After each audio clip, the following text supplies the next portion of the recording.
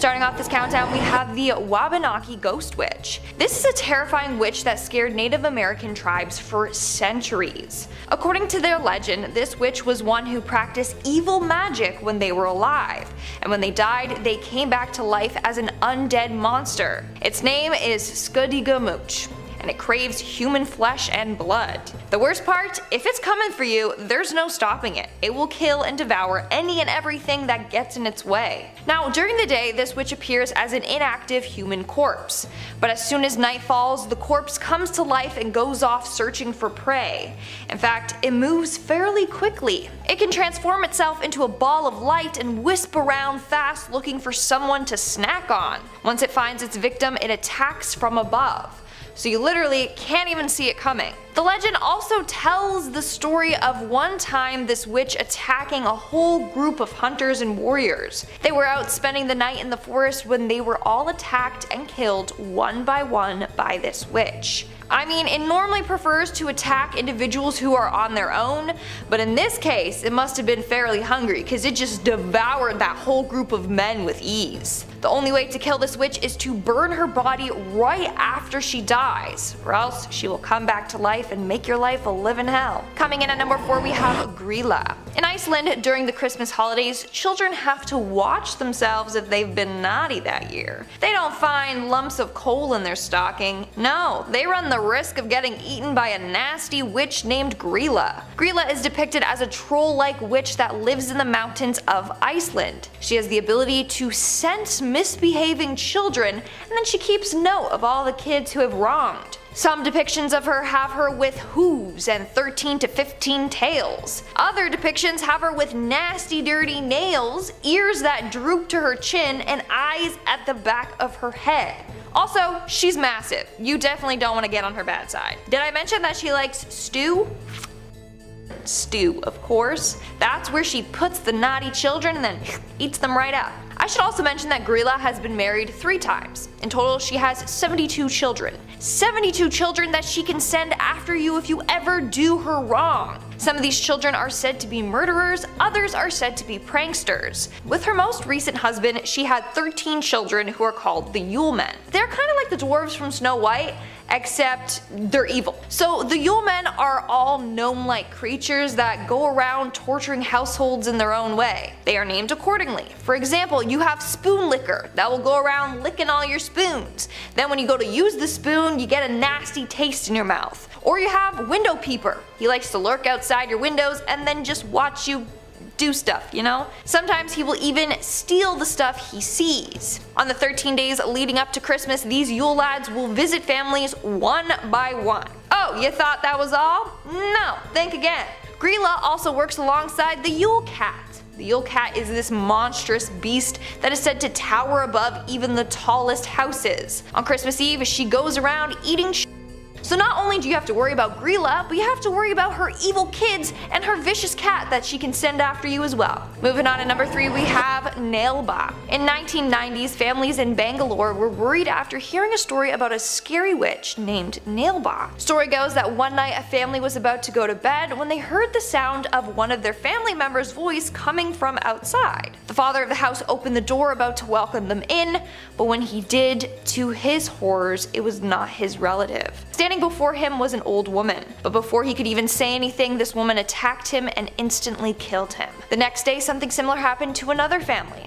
It was late at night, they were about to go to bed when they heard a familiar voice outside. This time, the old woman attacked and killed the man with her nasty sharp nails. After a number of deaths in the village, everyone got spooked. They thought this was the works of a serial killer, but no, it was indeed something much worse. It was the work of this evil witch. And some believe the story to be true, and are fearful that they too will fall victim to her. In order to avoid encountering her, people would write Naleba on the door, which means come tomorrow. The witch would then see the sign and come again tomorrow to try and kill you. But as long as the words were still written on the door, you were safe for her. You know, like she'd come, oh, I'll come again tomorrow. Oh, okay, I'll come again tomorrow. You know, you get it. If not, she will try to trick you into opening your door for her, and then bam, you're dead. In our second spot today, we have La Lechuza. This is a popular witch in Mexican folklore. Legend goes that Lechuza was a woman that was caught practicing dark magic. The townsfolk were horrified and as a result had her killed. But Lechuza never fully died.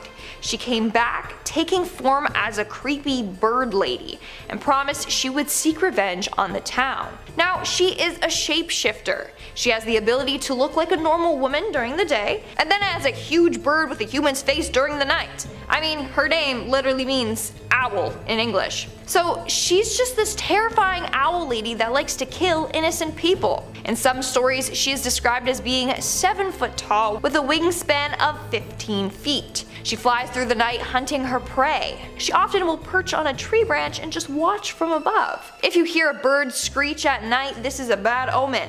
It's a sign that Lechuza is out looking for her next victim, and it could be you. Also, this witch can pretend to be a baby to trick her victims. She can disguise her voice and cry outside your door, so you're like, oh no, someone left a baby on my doorstep, and then you go outside and it's not Harry Potter left by Dumbledore. No, it's Lechuza, who will swoop down and carry you away with her sharp talons. She has the strength to carry a full grown man, so no one is safe. She's also known to attack from windows. You might be trying to sleep when all of a sudden you hear this annoying whistling or screeching noise coming from outside your window. You get so annoyed you whip the window open and bam, she'll attack you and scratch your eyes out. She's also known to run people off the road, so she's definitely someone you don't want to take on. And in our number 1 spot today we have Black Annis. Black Annis is a tall, nasty witch from English folklore. She is depicted as having a blue face with glowing eyes, long sharp teeth, and claw-like fingers, which she uses to rip the skin off of her victims. So this witch is said to haunt the countryside of Leicestershire. She waits in the woods there until she finds herself the perfect victim.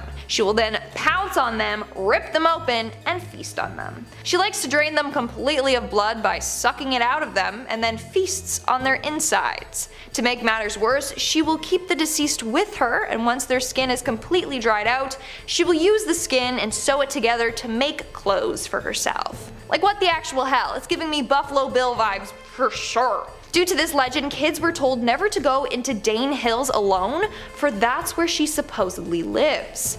Not only that, if you're out in the woods and hear a high-pitched howl, you know that she's close. Furthermore, if you listen carefully, sometimes you'll be able to hear her sharp teeth grinding together as she waits for her prey. Starting off this countdown, we have Gilles Garnier.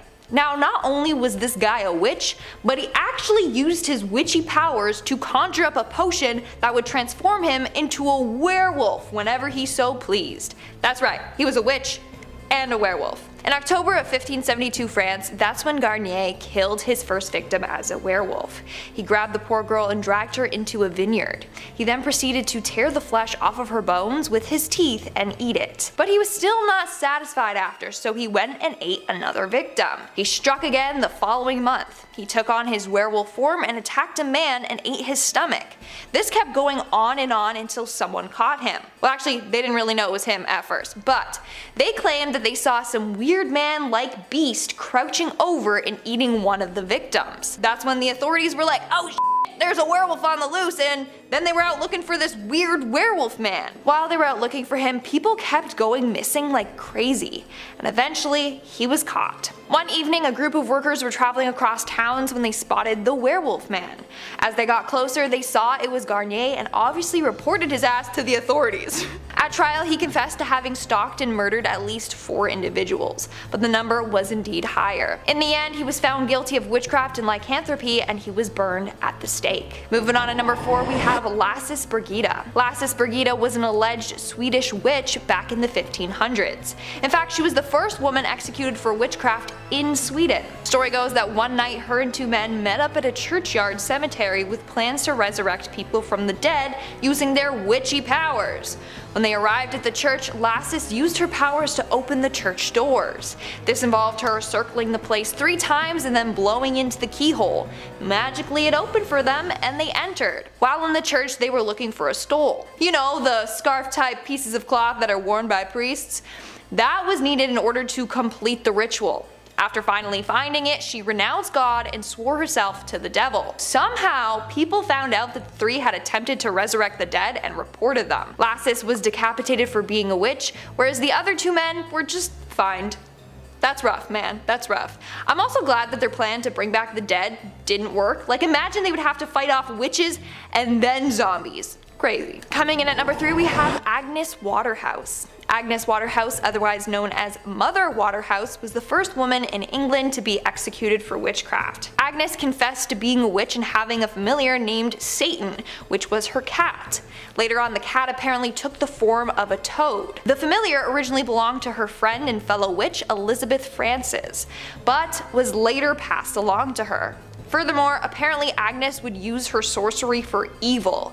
In 1566, she used her witchcraft to try and cause illness to a man named William Fine, and he was not so fine. After that, she used her powers to kill her enemies' livestock and as well as cause them illness. And lastly, she also tried to kill her husband using her powers. In fact, at her trial, one of her neighbors, a 12-year-old girl named Agnes Brown, came forward and testified against her. She claimed that she was visited by a demon dog under the control of Agnes Waterhouse. So according to the girl, one day she was visited by this demon that looked like a black dog with a face of an ape with a short tail, a set of horns, and a silver whistle around its neck. The demon dog appeared at her home and asked for some butter. She refused, and apparently later that day he returned with a knife and threatened to kill her. She said that he was going to thrust his knife in her heart and kill her. When the girl bravely asked to send him, the dog just turned his head toward Waterhouse's home. On July 29, 1566, Agnes Waterhouse was executed. Before doing so, she repented and begged God for forgiveness. She also did admit that she was sending her familiar to hurt and damage her neighbor's goods. But her neighbor, a tailor named Wardall, had such strong faith that the familiar was unable to mess with him. In the end, Agnes was hanged for her crimes. Moving on to number 2, we have Elizabeth Frances. So Elizabeth Frances was friends with Agnes Waterhouse. Some even say that they were sisters. I don't know. But she was accused around the same time that Agnes was. She was the original owner of Satan, the white spotted cat, and her familiar. According to Frances, she received the cat from her grandmother, who was also a witch. Her grandmother, in fact, was the person who taught her all about witchcraft when she was only 12 years old. According to Elizabeth, her cat would speak to her in a strange hollow voice and also would do anything in exchange for a drop of blood, which is why they could get him to do all of their dark bidding for them. During trial, Elizabeth confessed to stealing sheep and killing a number of people, including a man named Andrew Biles. Andrew refused to marry Elizabeth after she became pregnant with his child, so she killed him. Later on, her familiar told her to make a certain concoction of herbs and to drink it, and that would terminate her pregnancy. She did, and it worked. Not only that, but when Frances finally married, she got her familiar to kill her husband and her daughter. Agnes also confessed to using her powers and familiar to kill one of her own pigs to see, what it could do. And then she also killed her neighbor's cows and geese after they got in an argument. She got in an argument with the neighbor, not with the cows and geese, thought I should clarify. As I said before, the cat eventually turned to a toad on its own. So Frances was the first witch to be accused, and then she was the one who told everyone about Agnes in order to get a lighter sentence. So Elizabeth wasn't killed right off the bat. But 13 years later, she was accused again, and that's when she was killed for witchcraft. And in our number 1 spot today, we have Laurie Cabot. The story of Laurie Cabot is one that still blows my mind to this day. So Laurie is the high priestess of the Salem Coven. She is well known among modern day witches. Now, Laurie would only ever use her powers for good and to help people. In fact, she was psychic, and she would use her psychic abilities in order to help police solve a number of crimes. The first time being during the disappearance and death of Martha Brailsford. So back in 1991, 2 people from Salem were reported missing. That was Martha Brailsford and her neighbor Tom Mamoni. Eventually Tom returned home and said that the two were sailing when Martha fell off the boat after being hit by a rogue wave. So police began searching the bay for Martha, but they were unsuccessful. That's when one of the investigators who knew about Laurie and her abilities reached out to her for her help. Using just Martha's name, location, and birth, she was able to tune in and locate her. Laurie then said she got visions of Tom trying to make advances on Martha, but Martha was not into it. When she rejected him, he dragged her to the side of the boat and struck her head. He then put weights on her hips and attached an anchor to her feet and tossed her overboard. She even saw exactly where in the water Martha was. And guess what? She was right about all of that. A local fisherman ended up finding her body in the location that Laurie had said, and Martha did indeed have anchors and weights attached to her body. When Martha's body was located, Tom fled, and so Laurie was once again asked for help, but this time locating Tom. She once again tuned in and got a vision of Tom in a cabin, and got a vibe he was on his way to cross into Canada.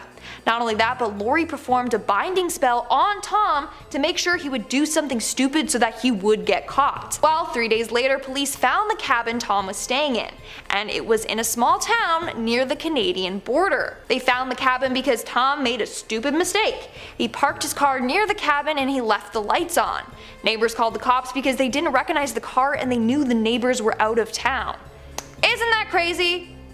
Round of applause for Laurie. Starting off this countdown, we have the North Berwick Witches. North Berwick is a small town in Scotland where some of the most brutal and horrific witch trials took place. It all started during the reign of King James VI. While on his way to get his new bride in 1589, he encountered a series of disastrous storms. In fact, the storms were so bad that he was forced to head back home. He immediately thought that the storms were the work of witches. It didn't help that back then a rumor had started that a witch had sailed out on the River Forth to conjure up some storms. So from then on, King James was dead set on finding these witches. In fact, 70 to 200 women were accused of being witches. Most of them were tortured and then executed. Now, apparently during these trials, he did come across a number of women that admitted to being witches. They claimed that they had all made deals with the devil and were now under his command. They also claimed that they would use one of the churches there to hold their covens. They even said that this was the place where they had summoned the devil himself. In fact, this church was located right on the seafront, so James was like, aha! The perfect place to conjure up storms, all of you are guilty. As a result, these witches were strangled and then burnt at the stake. In our fourth spot today, we have Sabrina Spellman. Although she's a fictional character, Sabrina still deserves a spot on today's list. Without too many spoilers, the show The Chilling Adventures of Sabrina is about Sabrina, a teenage witch who on her 16th birthday has to sign her name in the Book of the Beast. Upon doing so, she makes a deal with Satan. She basically gives herself to him in exchange for magical powers. At first, Sabrina refused to do so because she didn't want to give up her mortal life, but later on she was forced into doing it in order to stop a number of evil forces that were murdering many of the townsfolk. Once she signed the book, she is forced to do Satan's bidding. She has to basically bow down to him and do whatever he instructs her to do. In return, Sabrina's magic became even stronger. In fact, she became the fourth witch in all of history to summon demonic blue hellfire, which was then used in order to fight off the Greendale 13. And for her to do that as a relatively new witch is very impressive. Later on in the show, we also realize that Miss Wardwell is evil and is using Sabrina so she can become the Queen of Hell. Sabrina's destiny took a dark shift as soon as she made a deal with the Dark Lord. Although all the witches in the series have signed this book, the Dark Lord specifically needed Sabrina to sign it. Her destiny is far more different than the other witches in the show. Have you guys watched the show? Let me know in the comments below. Honestly, I did, but after season 2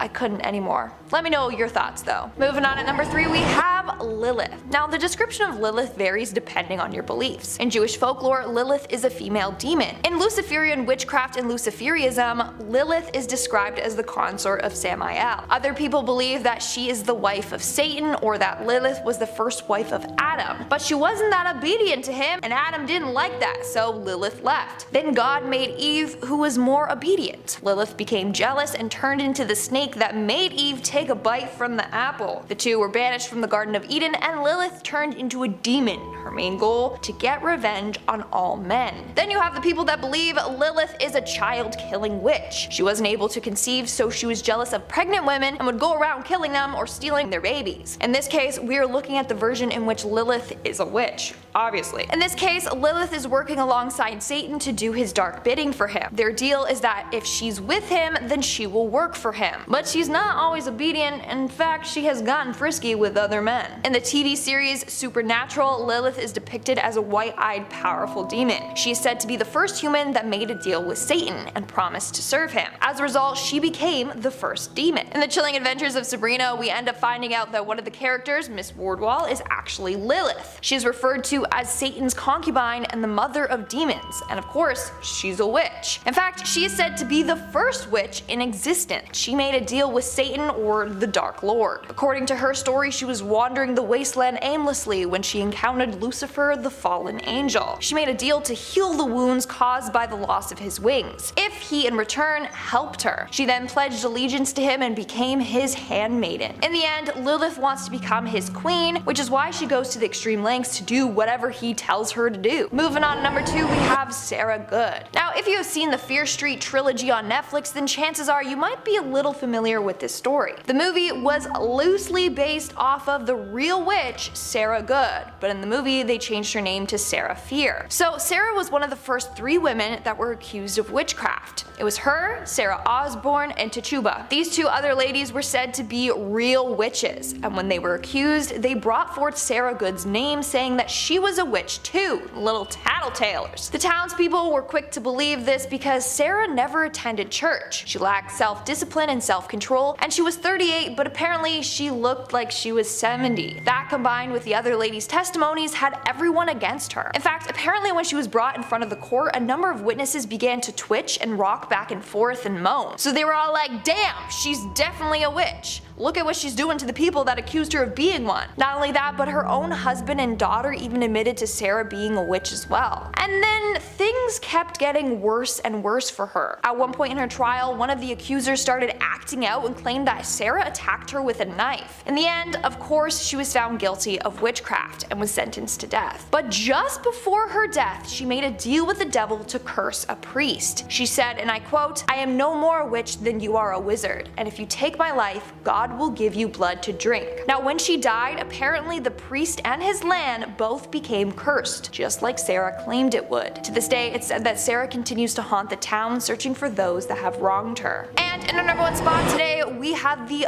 Bowness witches. In 1679 in Bowness, Scotland, a number of women were accused of being witches. These women were Annabel Thompson, Margaret Pringle, Margaret Hamilton, Bessie Yicker, and another woman named Margaret Hamilton. Now during this time, the hype and fear of witches was dying down. So people were shocked that out of nowhere 5 women were being accused. But rumor has it these women had renounced their baptisms and had been in contact with the devil on a number of occasions. They apparently had eaten, drank, danced, and had intercourse with the devil. Annabel Thompson even admitted that she had made a deal with the devil for a better life. She had been widowed twice, and so she turned to the devil for help, and in return she would be loyal to him. She then invited the other women to come over and do all these things with the devil with her. The women then apparently formed a demonic pact with each other and Satan. One of the Margaret Hamiltons also admitted that she had met the devil. She claimed that the devil came to her in the form of a black dog. And she said that she was his servant for 3 decades already. And another was accused of using her witch magic to help get wealth. As a result, all the witches were found guilty and were strangled at the stake before being burned to ashes. Coming in at number 5, we have Baba Yaga. In Slavic folklore, Baba Yaga is a witch who appears as a deformed or ferocious looking old woman. In Slavic culture, Baba Yaga lived in a hut usually described as standing on chicken legs. Baba Yaga may help or hinder those that encounter or seek her out. If she decided that she does not like you or wants to help your cause, you would meet a violent end. Baba is an ogress who steals, cooks, and eats her victims, usually children. She once lived in a hut surrounded by human skulls and a spike as to warn off those who might try to approach her. She was banished from the living realm due to her horrible acts. It is said that now and then she is summoned, and when this happens she wreaks havoc on children, taking more victims. Please don't ever attempt to summon Baba Yaga for favor, although she may decide to help if she chooses, but be warned it may be the last thing you ever do. Coming in at number 4, we have Malin Matsdotter. Malin is a Swedish witch accused during the witch hunt of 1668 to 76. She was a widow and was also accused of being involved in her late husband's passing. Her main accusation was from the children of her village. They claimed that she had been abducting them and bringing them to a secluded place to perform a satanic sabbath. Reportedly, she was trying to persuade the children to join her in performing black magic. She was even accused by her own daughters, persuading the court of her guilt. Malin, along with Anna Hack, were the last victims executed for being witches during the Great Swedish Witch Hunt of 1668 to 76. often referred to as the Great Noise. What makes Malin Matsdotter unique is that she's considered the only witch in Swedish history to have been burned alive. Normally witches were decapitated or hanged before their bodies were burned at the stake, but it appears Malin's refusal to admit to her guilt made the authorities less gracious in their sentencing. Malin firmly maintained her innocence and went out in history. In the end, she refused to shake hands with her daughters. It is said that before her death she gave her daughters to the devil and cursed them for eternity for their part in her sentencing. While burning, Malin did not scream, she did not cry or react to her pain. Some felt this further confirmed her witchcraft. Shortly after her death, one of her daughters was convicted of perjury and she too was forced to walk through death's door. It is now said that if you try to summon Malin, you too will be cursed for eternity like the daughter. She's angry and looking for revenge. You might stand a chance if you are not a woman, as she directs her curses at any woman who crosses her path, as if they are her daughters. But just to be safe, maybe don't try to contact her next time you're near a Ouija board. Coming in at number 3 we have Pesta. Pesta is the witch of pestilence and disease. When she roamed the land of the living, she was known for bringing great disease that killed thousands. It is said she was born during a great plague. From the destruction, she was created to ensure this suffering continued around the world. She is a hideous old woman dressed in black, carrying a rake or a broom. She traveled from farm to farm spreading disease. If she carried a rake, some at the farm would die. But if she carried a broom, all at the farm would die. The Black Plague was first brought to the northern countries via a ghost ship. In 1349, a ship carrying wool set forth from England headed north, but before the ship reached its destination, one by one, they started to get sick and die. Any attempts to quarantine the sick failed. The ship should have sunk or stayed lost at sea, but it is believed that Pesta guided the ship to shore and it reached Bergen Harbour in Norway. I've been there. Rats and fleas on board which carried the plague made their way into the country. The Black Death then spread to Sweden and then into Russia in 1351. This plague was so deadly it killed a third of Denmark's population and half of the people in Norway. It is said that if you did try to summon her, she would bring with her a great plague. Maybe someone was messing around with her in December of 2019. If so, please never do that again. Coming in at number 2 we have Vette. Vette, also known as Mare, is a young woman who would bring bad dreams to people by sitting on them while they slept. She causes sleep paralysis in her victims. Mare often appears in Germanic folklore. She takes many different shapes and sizes. The tale of the Mare might be connected to old hag syndrome. You wake up and you can't move. You feel an immense amount of pressure on your chest that makes it difficult to breathe. And you can sense or see someone is in the room with you. It can be a frightening experience. For years, people have taken this experience as a physical encounter with a ghost because when it happens, you are fully awake. You can see, hear, smell, and feel. So it feels like someone or something is holding you down. In essence, you are paralyzed. As well as this, when a person wakes too quickly, hallucinations can occur. This explains the smaller percentage of people who report seeing Vette rather than being paralyzed by her. Vette has a good connection with the mortal world. Some say she has somehow found a way to invade our nightmares, as this is when we are most vulnerable. It does not take much to invite her into your mind, so you need to be careful to not think or speak of Vette. Her attack is terrifying, as there is nothing you can do once she has her hands on you. Once she has you, she can hold onto your mind for years, so avoid her at all costs. And finally, in at number 1, we have Sarah Good. Sarah Good is world famous for being the first witch to be killed in the Salem witch trials. It all started on March 1st, 1692, when Sarah Good was charged with witchcraft along with Sarah Osborne and Tituba. Sarah Good was an easy target for witchcraft. She was a beggar, almost at the very bottom of the social ladder. When Sarah Good was charged, she was a complete wreck. Because of all the stress when she was charged at the age of 38, she looked as if she was 70 years old. To top it all off, she was pregnant and also had a 4.5-year-old daughter named Dorcas Good. She gave birth to the infant she was pregnant with in jail. Sarah Good's trial was not successful. The verdict was decided before the trial. She was a witch. Many people testified against Sarah Good, including her husband and her daughter, Dorcas Good. During her trial, she said that she was muttering psalms to herself. Unfortunately, she could not come up with any of the psalms during the trial, something that was too much of a coincidence. She also never attended church. Even the most trusting Congregationalists would find that a bit odd. In court, Sarah said that she did not attend church because she did not have clothes good enough for church. Unsurprisingly, she was found guilty, and because she refused to confess, she was sentenced to death.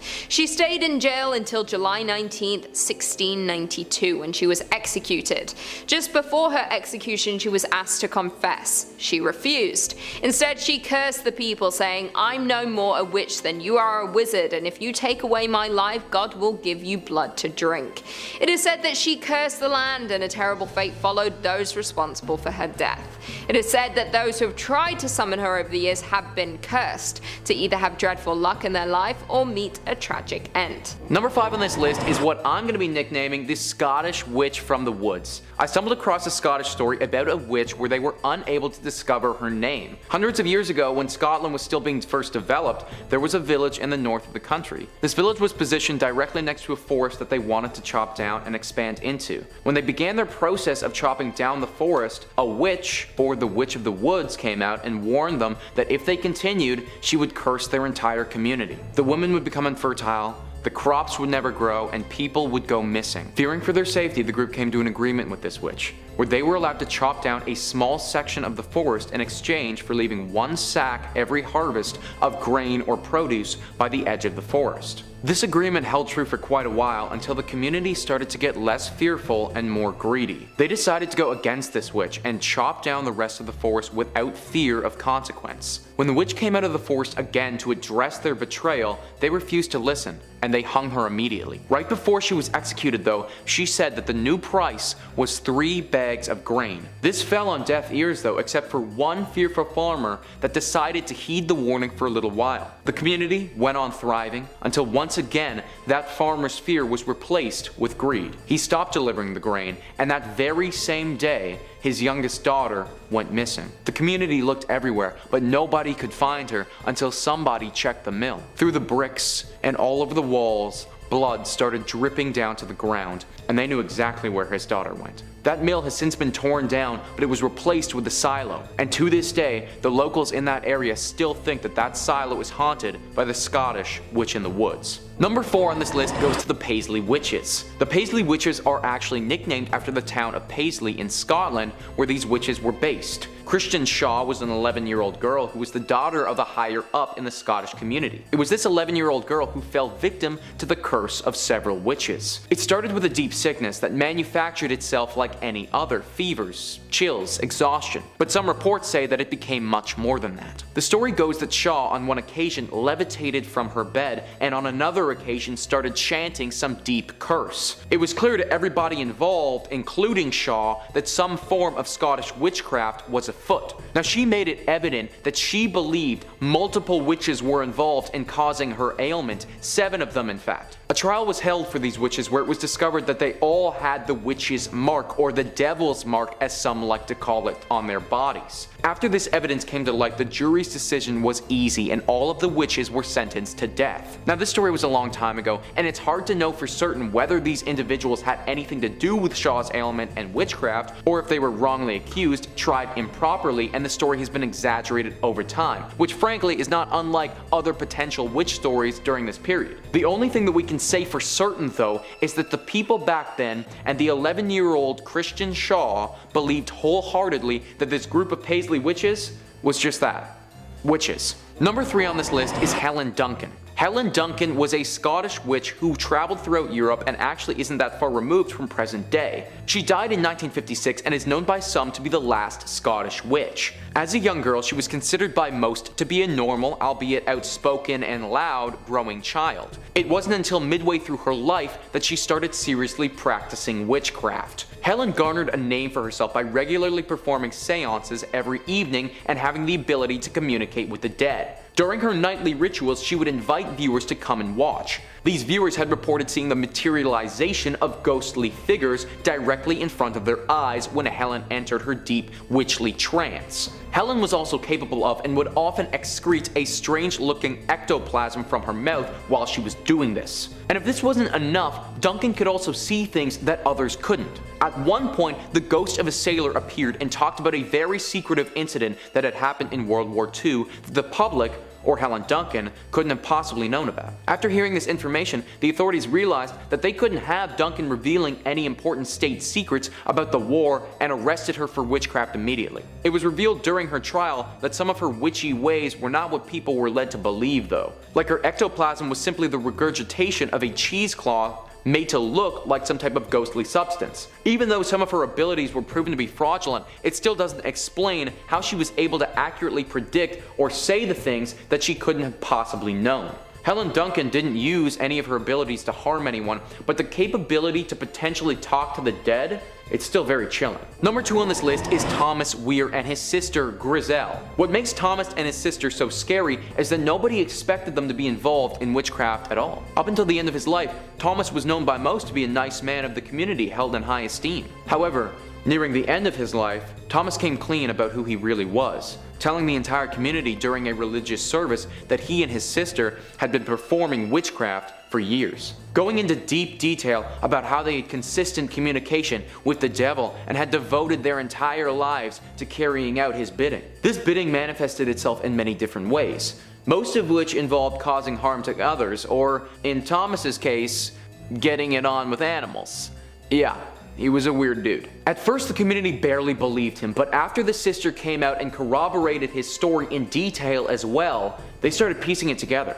Thomas was always walking around with a big black staff. The neighbors had reported hearing strange sounds in the evening coming from their home and weird lights going off. Suddenly the guy that everybody thought they knew as their nice friendly neighbor was somebody else entirely. Reports say that when he was burned at the stake, he took far longer to die than a human should. Also, his staff was burned with him, and it emitted an extremely strange sound and moved in unnatural directions when it was burning, as if it was being possessed by some force. I suppose that in the case of Thomas and Gryla, they had done such a good job at hiding their identities as witches and had been extremely methodical with their crimes, that before they died, they just had to let the world know just how evil they actually were. Number 1 on this list is Isobel Gowdie. Isobel was a Scottish witch from the 1600s, and frankly, she did everything. Through several confessions that she made on her own accord, without the pressure of torture or coercion from higher ups, Isobel admitted to taking part in a wide array of witchcraft activities.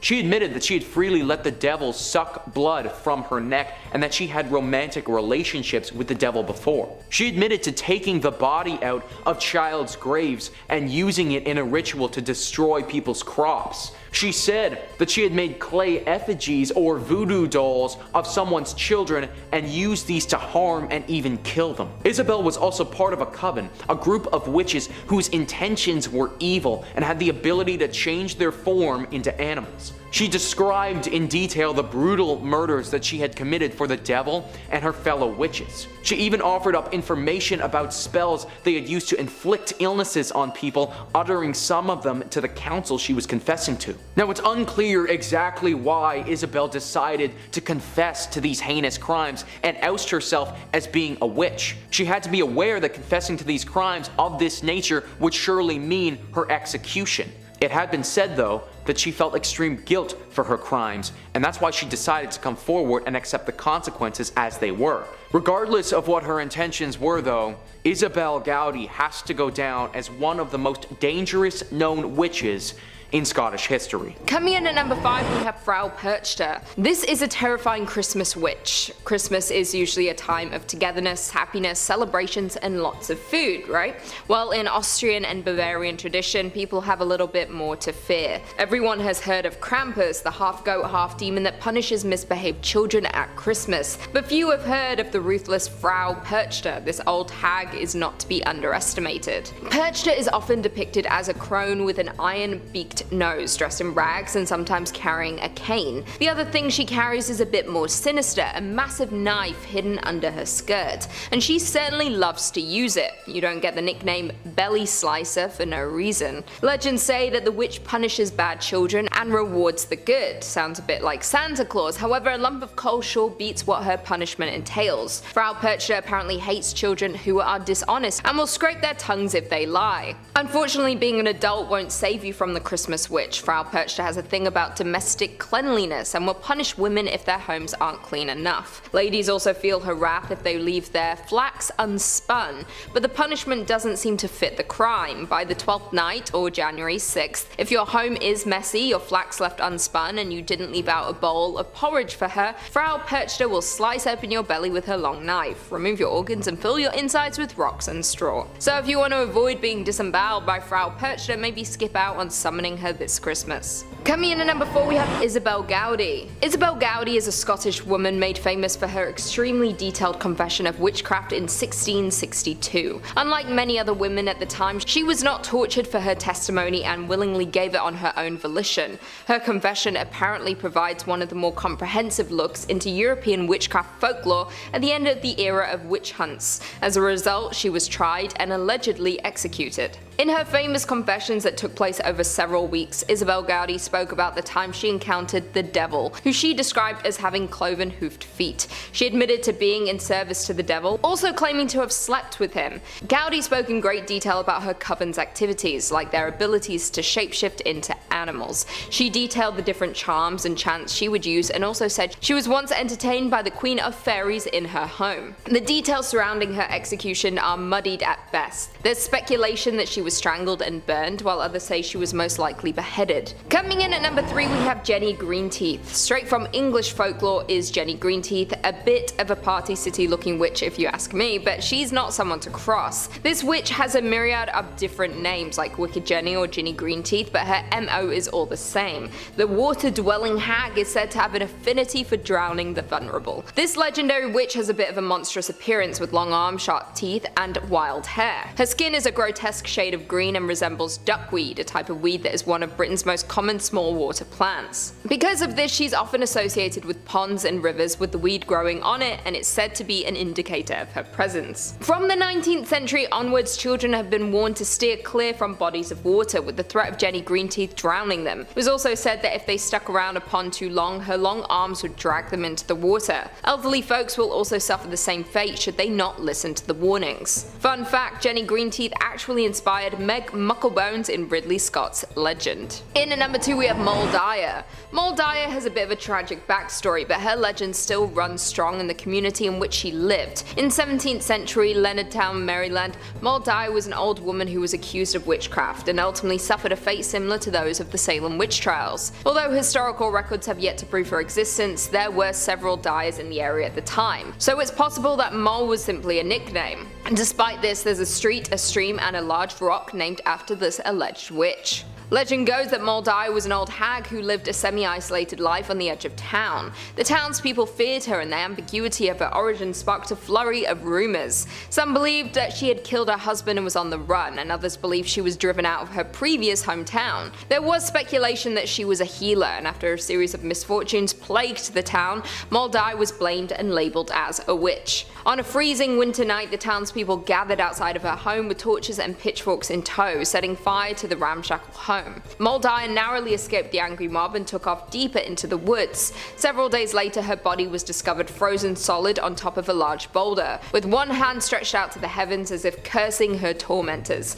In the years after her passing, they say that the lands became uncharacteristically barren, livestock died, and the men responsible for leading the mob suffered bouts of terrible luck. Today, Moll Dyer is said to haunt the lands in which she died and can be found on the coldest of winter nights. The imprint of her body is apparently still embedded on the rock that she died on and is even on display in the town. Many believe that Moll Dyer partially served as an inspiration for the entity from the Blair Witch Project. We all know how that ends, so I would not recommend summoning Moll Dyer. And finally, in at number 1 we have the Bell Witch. In the top spot is none other than the infamous Bell Witch. The legend of the Bell Witch haunting is a staple in southern United States folklore, and a terrifying story at that, so terrifying that it even captured the attention of a US president. In the early 1800s, John Bell and his family settled in Tennessee on 320 acres of farmland along the Red River. For their first 10 years their life was good until one day things changed. Strange paranormal occurrences began to plague the family. They would hear pounding on the walls, chains rattling, and John Bell even saw a peculiar and unnatural looking creature. It had the head of a rabbit and the body of a dog. The haunting progressed, and soon the entity was snatching blankets off of the children as they slept and even began to develop a voice. The family would hear faint whisperings and what sounded like an old woman singing hymns. The activity only got worse and the entity began attacking the Bell's youngest daughter, Betsy Bell, leaving welts and handprints all over her face and body. Its voice strengthened over time and they would hear it quoting scripture, carrying on intelligent conversations and still singing hymns. Word of the supernatural phenomena spread like wildfire and even garnered the attention of Andrew Jackson before before he became the 7th President of the United States. When Jackson and his men went to investigate the claims, one man from his entourage was allegedly attacked by the Bell Witch, and said he felt pins being stabbed into him and was being beaten severely. Some allege that Jackson later said that he would rather fight the British at New Orleans than fight the Bell Witch. Maybe for good reason too, because John Bell became the main subject of her wrath. The Bell Witch apparently tormented him and caused a steep decline in his health. John Bell eventually died and the witch took responsibility, claiming she had poisoned him. The Bell Witch is said to still haunt the property today, and is regarded as one of the most famous pieces of Southern lore. Starting off this countdown, we have the West Branch Witch. This witch is pretty famous in Ohio. So legend goes that there's this witch that many people have encountered in West Branch State Park. This witch tends to dress head to toe in all black. The first appearance was reported in 1960 by a man named B.A. Evans. He recently purchased a piece of land and later discovered a small cemetery on it. The cemetery contained 7 gravestones surrounded by a 40-inch wall. The gravestones are apparently from a family named the Elliots. Now, the headstone that gets the most attention is that of Clemenza. Clemenza was apparently killed by a group of townspeople after being accused of being a witch. As a result, she was pressed to death. A wooden board was placed on her, and then on top was piled with stones until, her body was crushed by the weight. To this day, her grave is marked by a pile of stones that rests on top of it. Now it's said that she haunts the graveyard and the surrounding area. In fact, on her graveyard is a curse that says, and I quote, "Remember youth as you pass by. As you are now, so once was I. As I am now, so must you be. Prepare for death and follow me." Now, if you read it out loud by her grave, she will apparently chase you away. Apparently, this whole legend is real though, and there is a curse upon her grave. One night, a group of hooligans took stones from her grave, which, hello, you're not supposed to do. Well, on the car ride home, they got into a deadly car accident and everyone in the car died except for one boy. That was the one boy who didn't take a stone from her grave. Had he done so, he wouldn't be here today. So, that is absolutely horrifying. No thanks. Moving on, at number 4 we have Moll Dyer. Legend goes that Moll Dyer was a witch that lived in Maryland in the 17th century. But there are no historical records of her existence, so it might have just been a legend passed down from generation to generation. Either way, it's quite creepy. So the story takes place during a brutal winter in 1697. During this winter, there wasn't a lot of food available. In fact, many residents sadly passed away from starvation. Then there was Moll Dyer. She lived basically isolated from the community. Some say she wanted it that way since she was on the run after killing her husband. Well, one cold winter night, a group of vigilantes were like, let's just take her down. So they burnt her house down and chased her around with pitchforks, calling her a witch. Moll did manage to escape, but kept running until she fell upon a large boulder.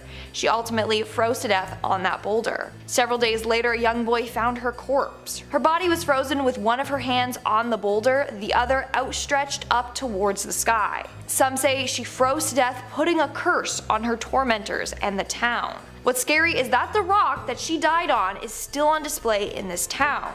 In fact, her handprint is imprinted onto the rock for eternity. And Moll Dyer's curse is still effective to this day. All men responsible for her death and their ancestors will suffer for the rest of their lives. They will be cursed with bad luck. In fact, it's said that her tormentors got sick and some passed away. Others had their land become barren and their livestock died. All from the curse that Moll Dyer put on them.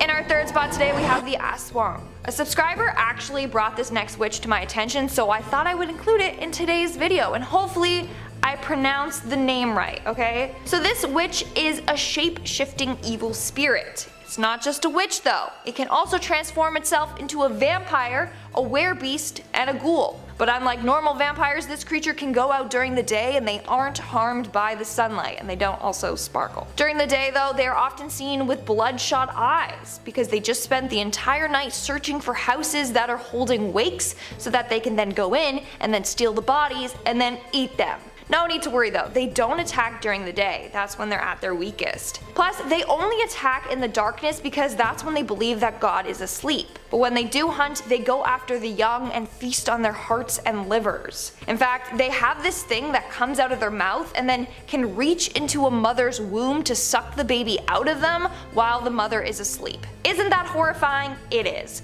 But wait, it gets worse. Apparently humans can choose to turn into this creature if they so desire. To do this, they have to tie a fertilized chicken egg to their stomach. The chick will then pass through their flesh, and once this happens, they have to bury the shell in a bamboo tube with coconut oil and chicken poop. After that is all complete, they will gain the powers of this monster. And it sounds like I just made that all up, but I swear that's part of the legend. What's horrifying is that this witch moves quickly and silently. They are super tiny so that they can hide behind things with ease, so you'll never be able to hear or see them coming.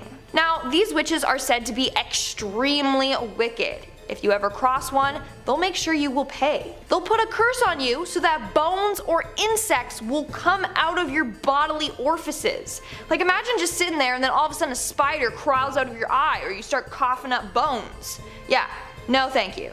That's why these witches are so highly feared. Coming in at number 2, we have the Bell Witch. This is one of the creepiest stories out there because it involves a real-life witch and a real-life curse. So it all started back in the early 1800s with a man named John Bell. Now John lived in a Tennessee farmhouse with his family. All was going well until one day he saw this weird creature. He described it as a dog-like creature, but with a rabbit's head. He tried to shoot at it, but nothing happened. Then John's daughter Betsy started to witness freaky things as well. In fact, on a number of occasions she was attacked by an unseen force, as she described it. Then other weird spooky things would happen, like they would hear chains being dragged through the house, or gulping and choking sounds and scratching at their bedposts. Finally, after months of tormenting, the entity finally spoke to them. Turns out that they were being haunted by their former neighbor, Kate Batts, who was actually a witch. She was dead set on destroying the family, especially John. She wanted to kill him. She never said why though, and I want to know why. Over the next 3 years, Kate tormented the entire family daily. She cast a number of spells on John from her grave.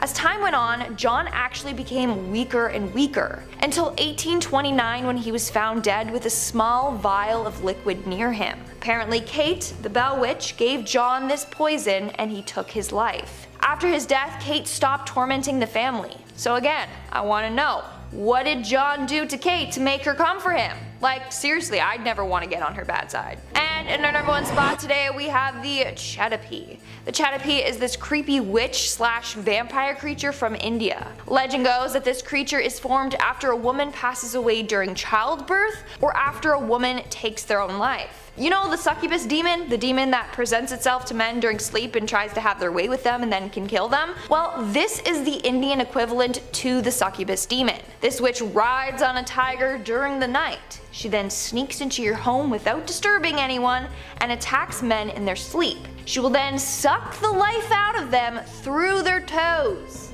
Yeah, you heard me, their toes. I don't know why she wants those hairy stinky things near her face. Don't ask me. Anyways, some versions of this legend say that she has the power to change her form. She can transform into a tiger with all tiger features except one human leg.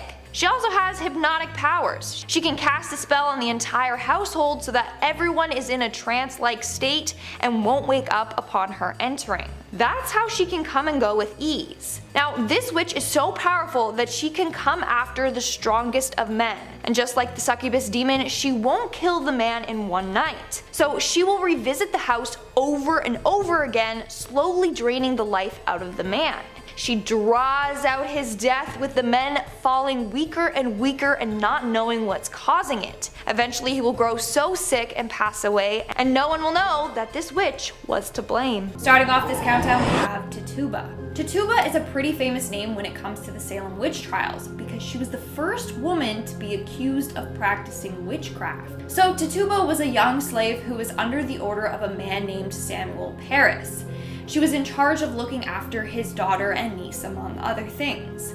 Then in the early 1690s, several young girls all over town began acting strange, his daughter and niece included. The girls would contort their bodies, bark like dogs, and babble and cry hysterically, almost as if they were possessed. They also would complain of bruises and pinch marks appearing randomly on their body. So immediately, people thought that they had been cursed by a witch. When she was put in front of a court, at first she denied any involvement. But eventually she admitted to practicing witchcraft. She claimed that the devil came to her and bid her to serve him. She went on to tell this elaborate tale about seeing strange animals, like a hairy creature that walked on 2 legs with wings and a head like a woman. She also talked about a red cat and how she would ride on sticks, and was told by the devil to pinch these young girls. She also claimed that a big black dog came to her and told her to hurt the girls. Her testimony shocked and scared a lot of people, and we don't know if what she said was true or if she was just messing with the people in the court, playing into the whole witch stereotype, or if she really was practicing witchcraft and made a deal with the devil. In the end, she was sent to prison for a year. In 1693, some mysterious unknown individual freed her from jail, and after that, no one heard from her. In our 4th spot today, we have Agnes Sampson. In the early 1590s, King James VI of Scotland started to fear witches. He blamed that witches could cast spells on Mother Nature and conjure up terrible storms. Well, as King James and his wife were sailing back to Scotland, they encountered 2 very dangerous storms. Immediately, he was like, "It was the witches, they're out to get me!" And then he was determined to get them. So he started a witch hunt. Of the 70 people accused of being witches, one of them was named Agnes Sampson. She was a healer and midwife, but because she had these healing powers, people automatically assumed that she was an evil witch. In fact, growing up, her father taught her about the black arts. She also apparently could give predictions. So yes, she was a witch, but she was not an evil one. Well, eventually she was accused by a woman named Gilles Duncan. Basically, under torture, she confessed to being a witch and then gave the names of other witches. That's when Sampson's name was brought up. She was then tortured as well, and her body was shaved and revealed a witch's mark. In the end, under torture, she confessed to being allies with Satan and said that she conspired to kill the king. She was later burned to death. Now it's said that the ghost of Agnes haunts the Palace of Holy Roadhouse. A number of people have seen her roaming around naked after she was stripped and tortured. Moving on to number 3, we have Malin Matsdotter. In July of 1676, Swedish widow Malin Matsdotter was reported for being a witch. She was reported by her own daughters. They claimed that their mom would abduct a number of children and use them for a number of dark rituals. She was accused during the largest witch trial in Swedish history, the Great Noise. Now, was Malin actually a witch, or were her daughters just looking to get rid of her? Well, sadly, we don't know for sure. She may have indeed been practicing witchcraft, but she wasn't going around abducting kids. That part was never proven. Anyways, when she was put in front of the court, she always maintained her innocence. Her partner, on the other hand, Anna Simonsdottir Hack, was also accused of being a witch and apologized for her wrongdoings. These 2 women were the last victims executed for being witches.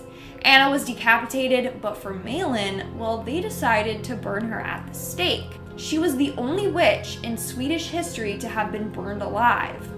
Rumor has it that just before she was burned alive, she cursed both her daughters for eternity and gave them over to the devil. When the flames covered her body, apparently she did not scream, nor did she appear to be in pain. For everyone watching, this was further proof that she was in fact a witch. In our 2nd spot today, we have Dion Fortune. Dion Fortune, born Violet Mary Firth, was a psychiatrist, author, occultist, and witch. For Fortune, it all started at the young age of 4. That's when she claimed she started receiving visions. Apparently, the visions were of her being a priestess in her past life. Then at the age of 20, she suffered a mental breakdown as a result of these psychic attacks, as she called them. During her recovery, she found herself drawn to the occult. From there, she began writing a number of books on the occult and witchcraft. In 1924, she founded a fraternity for people interested in the craft. It was called the Fraternity of Inner Light. In the fraternity, they engaged in a number of different practices and rituals. One was the initiation ritual, where the candidate was introduced to magic and witchcraft. The second was evocation, in which people would learn to harness the powers of witchcraft. Furthermore, Fortune was known for her involvement in the magical Battle of Britain. Basically, a number of British occultists joined together to help during World War II by using their magic. Shortly after the war ended, Fortune passed away. It's believed that her great effort in this battle caused her health to weaken and weaken. Nowadays, her influence is still strong for practitioners in the Wicca/witchcraft movement. And in our number 1 spot today, we have Marie Laveau. Although Marie Laveau described herself as a voodoo priestess, a number of people just referred to her as a witch. So Marie lived in New Orleans from 1794 to 1881, but not a lot is known about her life. What we do know is that she turned heads on the streets. Some were terrified of her, others basically bowed down to her. So it's said that the magic she practiced combined Catholic and African spiritual traditions. In fact, she was frequently called upon to help others. She would visit the sick in prisons, and at one point, the city called upon her for help with the yellow fever epidemic of the 1850s. On top of it all, she owned a large snake that she named Zombie, named after an African god. In fact, many believed that this snake harnessed magical powers itself. Her most well-known case was when she was called to work on a murder trial of a young man. The man's father came to Marie and promised her anything if she just saved his son. The odds were not in his favor. Everyone for sure thought that the verdict was going to be guilty, but Marie secretly placed several charms throughout the courtroom. And guess what? In the end, the man was found not guilty. That's pretty freaky. After Marie's death, her gravesite was frequently vandalized, but not for what you think. That's because legend goes if you draw an X on her gravestone, Marie's spirit will grant you whatever you want. So you had to draw an X on her tomb, then turn around 3 times, knock on her tomb, and then you have to yell out your wish. If in the end the wish comes true, you have to come back, circle the X, and then leave Marie an offering. Here's another legend surrounding Miss Laveau. There's apparently a haunted image of her hanging in New Orleans' historic voodoo museum. Some people say that they can feel Marie's cold eyes watching them as they're looking at this painting. Others say that once you see this image, then Marie will haunt you and even show up in your dreams. In fact, tour guides say that whoever wishes to see this painting must go by themselves, because the tour guides refuse to see this painting themselves. Pretty freaky if you ask me. Starting off this countdown, we have Julia Brown. Julia Brown was a well-known voodoo practitioner and witch in her small town in Louisiana. People knew her for her charms and her curses, as well as the creepy songs that she would sing on her porch with her guitar. In her community, people would come to her and she would perform a number of different rituals for them. That was until people started to take advantage of her, so she started to get back at them. When they came to her, she would scare them by telling them predictions like they're gonna die soon or bad things were coming for them. Then the locals were like, "Hey, what's going on with her?" Close to her death, Julia started to act strange. She would constantly sing songs about her death and how she would get revenge on the town. One song that she would sing goes as so: "When I die, I take the whole town with me. When I die, I take the whole town." Not a very cheery and upbeat song if you ask me. In fact, no one knew what she was talking about until the day that she passed away. On September 29, 1952, Julia passed away. On that day, the town came together for her funeral. Well, as they were lowering her casket into the ground, rain came down hard. This rain later turned into a disastrous hurricane that wipes out the entire town. So it's believed that before she left, she put a curse on the town, which is what she meant by "when I die, I'm taking the whole town with me." Over the years, a number of people have attempted to rebuild the town, but every time they do, it ends up getting destroyed again. Maybe her curse is real then. In our 4th spot today, we have Gerald Gardner. Gerald Gardner is often called the father of modern witchcraft, and that's due to the fact that he founded Wicca. Although technically he learned it from a group of people and then went on to just write about it, so they gave him credit for it. But anyways, basically back in 1939 he said that one night he encountered a group of women who claimed to be witches. They stripped him of his clothes and put him in the middle of a ceremonial circle. The circle was lined with naked women, and they showed him their ways. From there, he learned briefly about Wicca and thought, hey, this is great, let's preserve this and make sure that everyone knows about it. In 1954, he actually created a book titled Witchcraft Today that teaches others how to embrace Wicca fully. He then went on and became obsessed with the occult. In fact, it's believed that a number of Wiccans and pagans were saved partly because of him. They could come out and be like, yeah, I'm a witch, without fear of being hanged or burned alive. To this day, he's one of the most relevant witches in history, but also one of the more controversial ones. In our third spot today, we have Mother Shipton. Mother Shipton, otherwise known as Ursula Sonthiel, was born in 1488 England. Legend has it that she was born during a massive thunderstorm and her mother gave birth to her in a cave. Her mother was only 15 at the time and was stuck raising Ursula in that cave by herself. That was until the monastery took her mother in and a local family took Ursula in. Eventually her mom was taken to a nunnery and they never saw each other again. Growing up, Ursula had a hard time fitting in. She had a large crooked nose, her back had a bend in it, and her legs were twisted. So right off the bat, people were like, yeah, she's a witch, just because of her appearance. In fact, people would bully her and call her hag face. Others believed her father was the devil. It didn't help that her mom refused to tell anyone who the father of her child was. So people were like, yeah, for sure, her father's the devil. Not only that, she would spend a lot of time by the cave that she was born in. Now, how did she get the name Mother Shipton? Well, eventually she went on to marry a man named Tobias Shipton, and she took his last name. She eventually did partake in witchcraft and would make magical remedies for the sick. So people called her Mother Shipton because she was like a mother to all. At one point in her life, she became psychic and could see into the future. Soon after, she was called the Narrenborough Witch. She made a living off of predicting and sharing the future with others. Moving on to number 2, we have Isobel Gowdie. Isobel Gowdie was a Scottish woman from Aldern, a village near the Scottish Highlands. She is well known in history because in 1662 she confessed to witchcraft and may have been executed. We actually don't know because there's no official record of it, so it's a mystery. Basically, during that time, if you were thought to be a witch, they would torture you until you admitted to being one, even if you weren't actually one. Well, Isabel's case sparked a lot of interest because she admitted to being a witch willingly without torture or anything. And she went into great detail on everything that she was doing. She gave 4 separate confessions given over a 6-week period. For example, she said she made a pact with the devil and had been engaging in intercourse with him. She also said that she was part of a coven and would cast spells on the community. She claimed she put a curse on some male authority figures who she felt victimized by. She also cursed her landlord for being a pervert and put one on the local church minister. Lastly, she also admitted that she had the ability to turn into animals and that she was interacting with fairies. Over the centuries, a number of people have analyzed Isobel and have come up with some explanations for her actions. One is that she suffered from psychosis or hallucinations, whereas others think it was a ploy to get maybe a more lenient sentence. But of course, you still have the people who believe that she was an actual witch and did everything that she admitted to doing. And in our number 1 spot today, we have La Voisin. Catherine Montboisin or La Voisin was a witch that lived in France in the mid-1600s. Her witchcraft mainly comprised of mixing and creating potions, poisons, and medicines.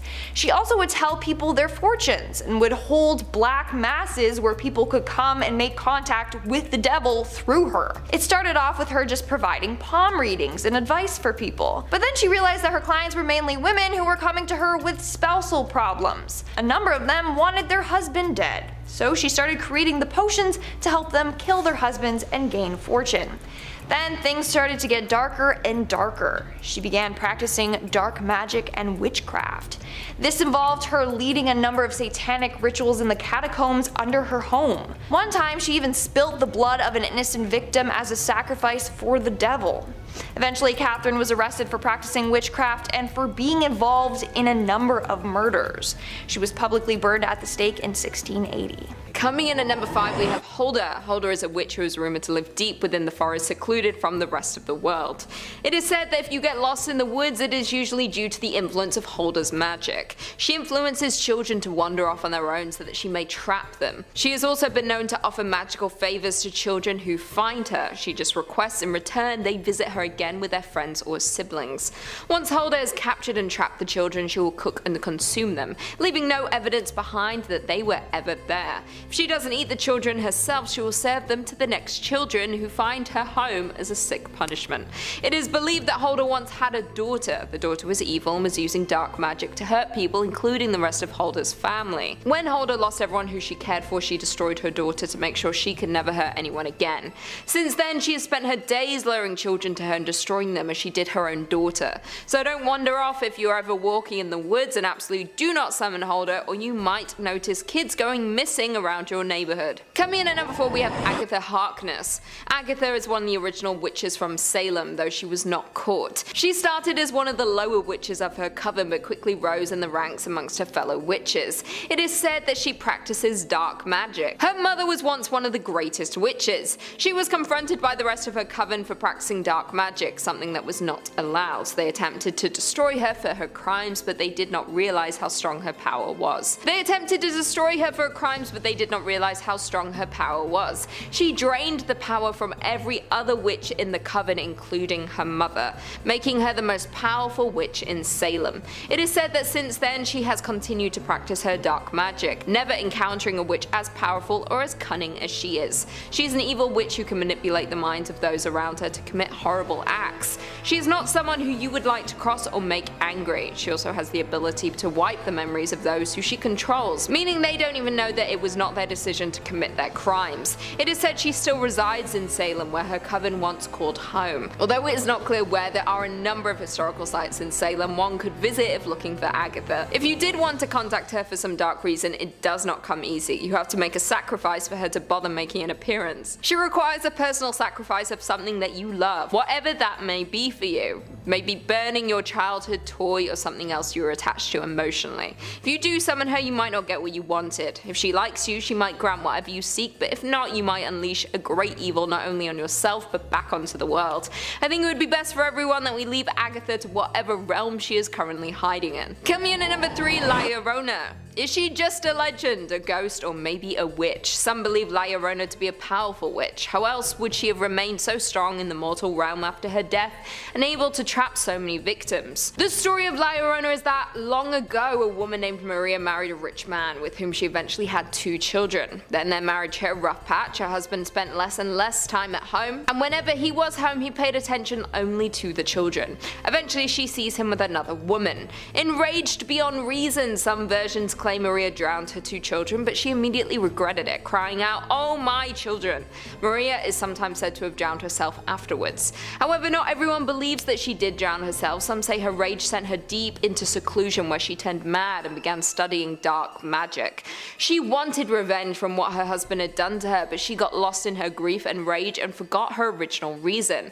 All she could think of now was her children and the anger she felt. Now she roams the earth looking to steal children from their mothers.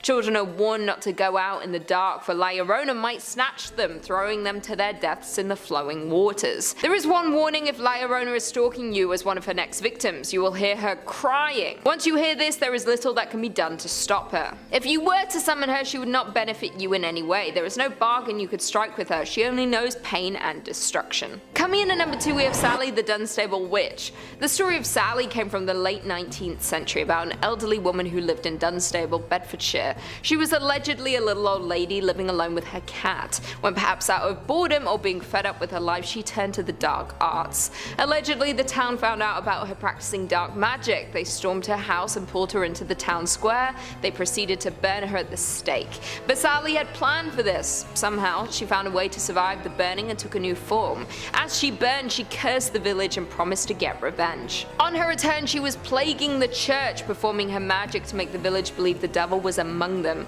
Scared, they called in an exorcist. He discovered Sally and her magic. It is said that he backed her into a corner and was able to trap her. Once trapped, they buried her in the graveyard. It is said that they gave her grave a peephole, as they always wanted to tell that she was still in there. The townspeople were terrified she would once again return to terrorize them. She is still used as a tale to this day to get the children to behave, saying if they didn't, she might return. Maybe if you found her grave, you could peer in to see if she is still trapped. Or maybe she's already escaped. escaped. And finally in at number 1 we have Guahona. The Guahona is a creature in Cantabrian legend resembling a disfigured human female. She is thought to resemble one of the many forms of witches and hags of medieval Europe. She is covered from head to toe in an old thin black cloak. Her hands and feet are gnarled legs, her face is yellow and consumed by rough and hairy warts. Her eyes are tiny and bright as stars. Her aquiline nose and mouth contain a single black razor-sharp teeth, which extends long enough to be under her chin and used to suck blood. The creature only appears at night. It is unknown where she is meant to sleep during the day, although it is suspected to be hiding underground.